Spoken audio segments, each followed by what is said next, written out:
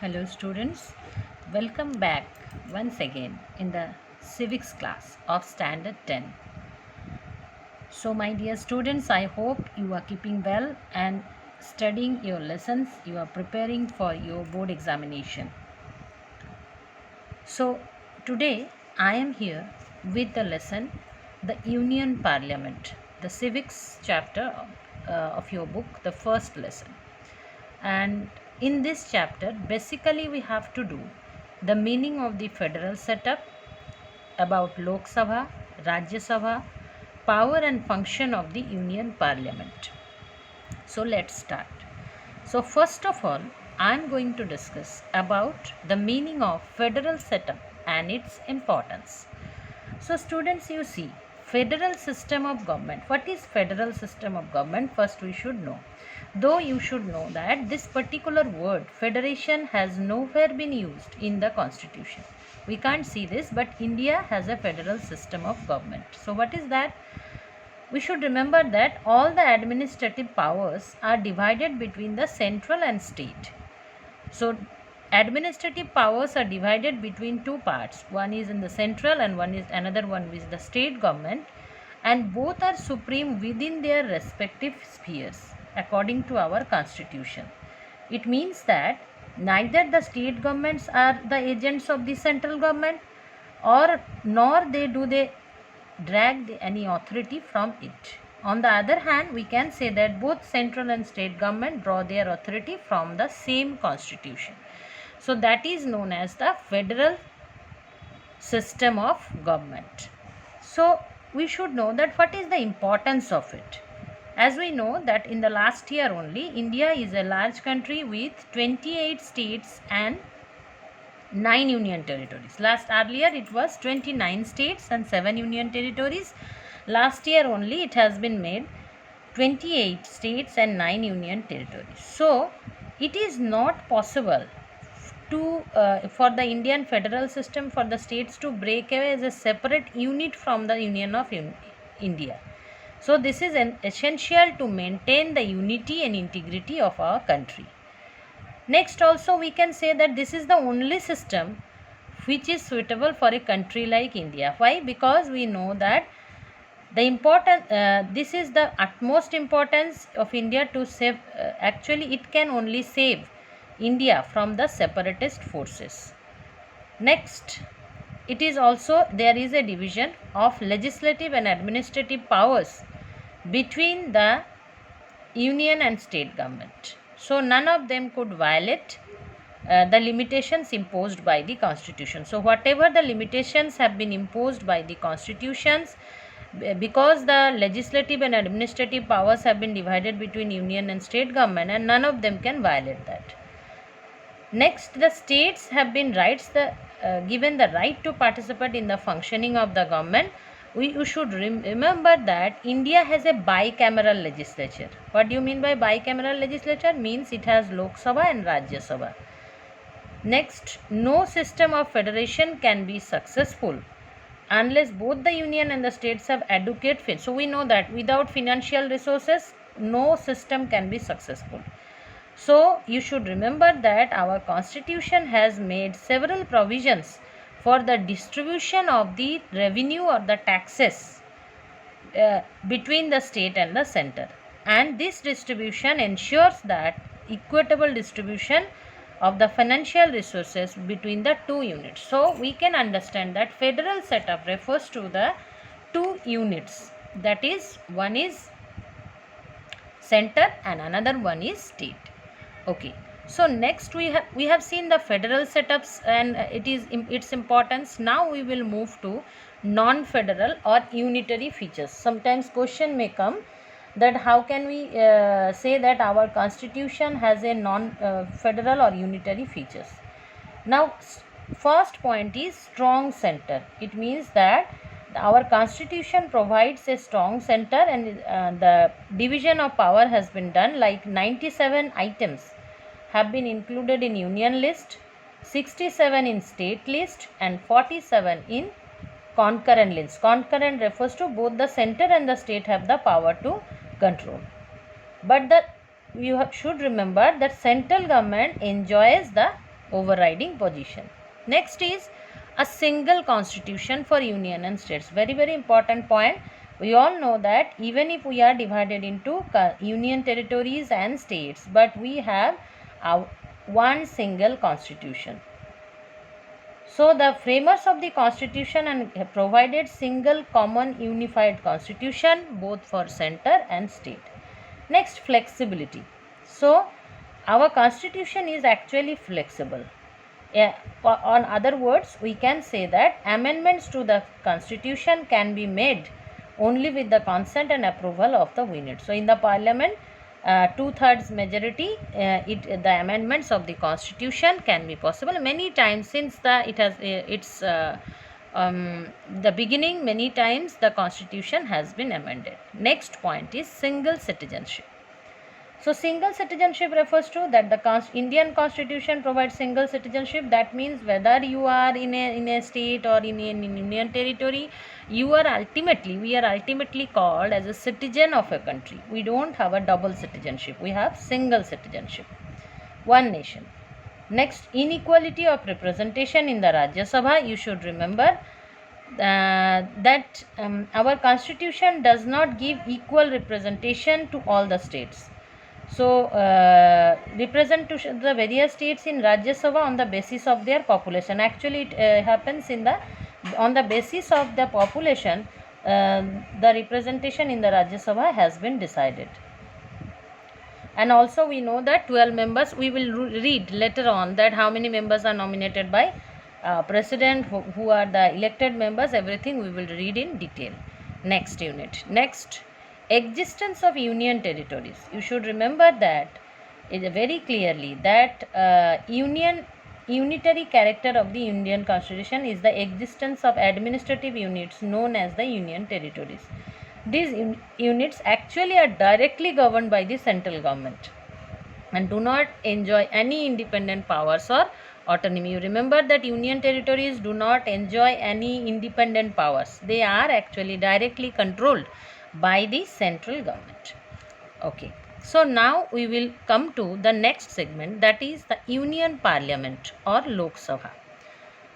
So Union Parliament, remember that what is Parliament? So you know that Parliament is the body of people's representatives who have supreme power of governance in a democratic country. And our union legislature comprises president and two houses of the parliament. What are the two houses? One is Lok Sabha, another one is Rajya Sabha. Lower house and upper house. So Lok Sabha is also known as the house of the people. And then we will see in this unit that the term, Lok Sabha term is of 5 years. So it can be, you remember that, however, even if the term is of 5 years, but it can be dissolved before the expiry of its normal term by the Prime President on advice of the Prime Minister. Or during an emergency, the period of Lok Sabha may be extended also for 1 year at a time. The new Lok Sabha must be elected within 6 months during national emergency. Next comes its composition. So remember that Lok Sabha consists of 552 members, among which 530 represent state, 20 represents the union territories, and 2 are from Anglo-Indian community. Remember very well the composition. At all composition comes, please write in details. Next, qualifications. What are the qualifications needed to become a member of Lok Sabha? First of all, he must be a citizen of India, at least 25 years of age. Third point, should have his name in the electoral rolls in some part of the country. He should not be an insolvent. That means he should not be in debt or should have the ability to meet his financial commitments. Hold any office of profit under the government. Should not hold any office. He should not be a proclaimed criminal. He should not be of unsound mind. Means mentally sound. Next, disqualification. On what conditions the persons can be disqualified to become a member of Lok Sabha? First of all, if he holds any office of profit under the government of India or the government of state or any other. Next, if he is of unsound mind, or stands so declared by a competent court. If she is an undischarged, he or she is an undischarged insolvent. Also, if he is not a citizen of India or has voluntarily acquired citizenship of a foreign state or under an acknowledgement of allegiance or adherence to a foreign power. So, next is vacation of seats. Now, the seat of a member of either House of Parliament becomes vacant in the following situations. What are the situations or conditions? That suppose if a member after being selected resigns by writing to the Speaker or to the Chairman, or if a member is without permission of the House absent from all meetings for a period of 60 days. So constantly 60 days or the more than 4 consecutive days the House is prorogued or adjourned during his absence. Next, if a member becomes subject to any of the disqualifications laid down in the Constitution, what we already just came to learn about the disqualifications. If a member becomes the subject to this. Next, after being selected. Next, if a person is already a member of the state legislature and is elected to the parliament, he has to vacate his seat to the state legislature or vice versa. Then, if a person is disqualified from being a member on ground of defection under the anti-defection law. So, what is this anti-defection law? Anti-defection law, this refers to that when a member of House gives up the membership of the party or votes against the direction given by the party to which he belongs. That means, suppose a member of a particular party gives up the membership of the party or votes against the direction of the party. In that case, he will be disqualified from being a member of the House on condition that there is not a split in the party. So, these are the certain conditions under which the seats will be vacated. Next comes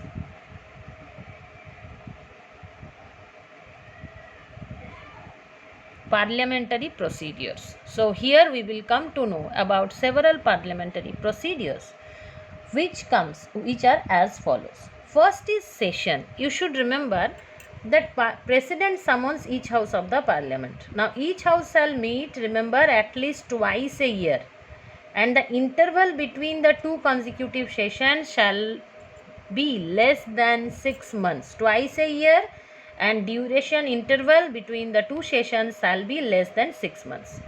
So, normally usually we have 3 sessions in a year: budget session February to May, monsoon session July, August, and winter session November and December. So, now we will discuss about the parliamentary procedures. We have discussed about the sessions. Now 3 sessions, minimum 3 sessions. Now, quorum. What do you mean by quorum? Minimum number of members required to be present to enable the House to conduct its business. So, this minimum number is 1/10 of the total membership of each House. That may be Lok Sabha or Rajya Sabha. Minimum requirement is 1/10. That means, suppose Lok Sabha meeting, Lok Sabha's member is, later on I will discuss, it is about Lok Sabha member is 250. So, among 250, 1/10 means 25. Likewise, Rajya Sabha 250 members, so out of 1/10 means 25, so 25 members must be present to conduct the business of the House, as it is equally applicable to Lok Sabha. So, this is quorum means the minimum number of members required to be present in order to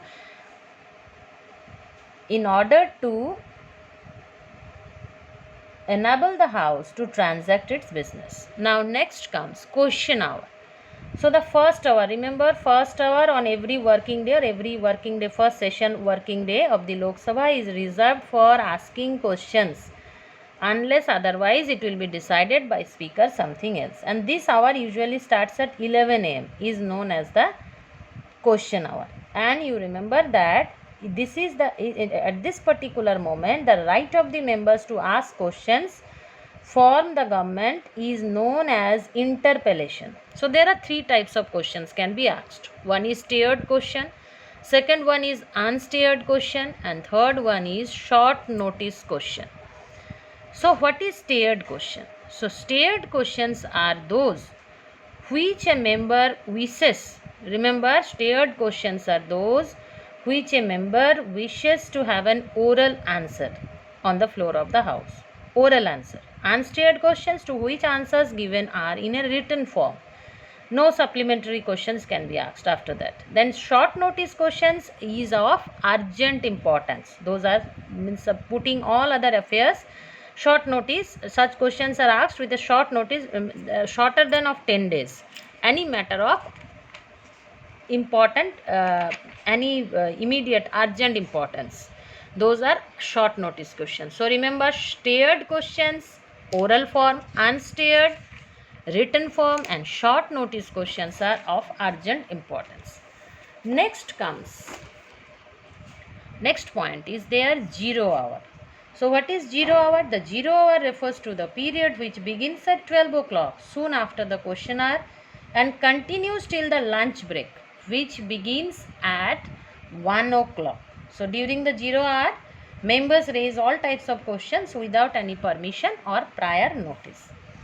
So these are the parliamentary procedures. Next we will read about another important thing, that is motion and its types. So first of all, we should know what is motion. Motion is a formal proposal made by a member stating that the House should take up some particular matter which is of public importance. So motion is a formal proposal made by a member, any member, stating that the House should take up some particular matter of public importance. So motions can be of, in your book it has been written that adjournment motion and no confidence motion. Adjournment motion means it is a proposal to keep aside all other business and take up a definite matter of urgent importance that should be discussed. So adjournment motions are generally announced on subject. Suppose a railway accident took place which caused deaths of several persons. Then sudden a very some natural calamity, devastated flood, tornado or something like that happened. That in that case, if that type of things happened in a country, then keeping all other business aside, adjournment motion takes place. Next is no confidence motion. No confidence motion is a proposal. It is also a proposal expressing lack of confidence in the ministry. Now, Council of Ministers collectively responsible to the entire Lok Sabha, including the members of the opposition. And no confidence in the government is moved by the opposition mainly. The House grants leave to move no confidence only when it has the support of at least 50 members. Remember, minimum 50 members. If it supports that they don't have the belief in the the Lok Sabha present members or the Council of Ministers, then opposition party, they can raise this and no confidence motion could be there. Next, adjournment and prorogation of the House. Now, adjournment means the suspension of the sitting of the House. Who will do that? Speaker. And prorogation means that termination of the session of Parliament. And you remember that the power of adjournment of the House rests with the Speaker or the Chairman, as the case may be. Whatever that may be, adjournment or prorogation, only Speaker can adjourn or prorogate the House. The House is also adjourned after the business for the day is over, or when the death of a sitting or the ex-member of the House occurs, or when there is no so much disorder in the House, as we often see in the Lok Sabha and Rajya Sabha, for want of quorum. Suppose minimum number is, quorum means already I discussed, quorum means minimum numbers not presented or as and when Speaker finds is necessary. In that case, the House can be adjourned. That's all. Thank you.